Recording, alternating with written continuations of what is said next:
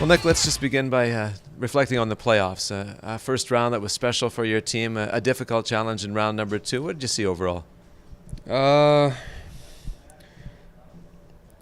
was a process this season, and we made leaps and jumps this season, and it's great that we even made playoffs and jumped from last year, and huge that we won the first round. It was an absolute battle, and you got to give it up to Rockford. They're a phenomenal team, and they play better.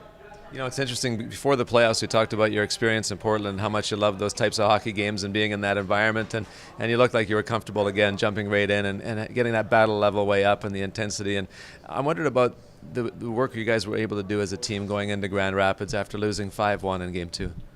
Yeah, I think it's playoffs is fun. It was so much fun to battle, and the group we have, it's just awesome group of guys, and we battled. We tried our best, and I was proud of the guys in the first round, and I just wish we had more in the tank.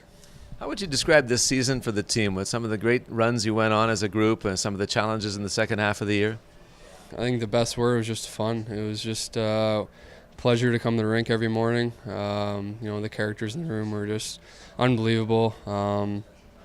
There was no really down days. Even if we lost 2-3 in a row, like everyone come to the rink smiling. We'd get on each other. There was battles in the room, and it just made us a close group.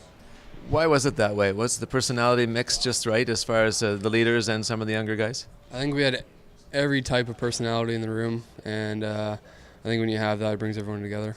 You know, it would be easy for you to come down to the American Hockey League and be a disappointed player and maybe drag your tail around a little bit. 52 points in 52 games, the most productive you've ever been in the American Hockey League. What was the key for you to be able to just put whatever concerns you had aside and perform at your best? Just find your game, find your confidence, feeling comfortable, and consistency is huge. So, there was times where you weren't getting a point for a few games, and it's not the end of the world. You just battle back and do whatever you can to help the team win. And doesn't matter who you're playing with. It's just it was fun. It was just a fun year, and I think consistency is probably the best word you can put it.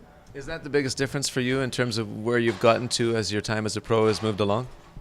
Yeah, just becoming a more mature pro, and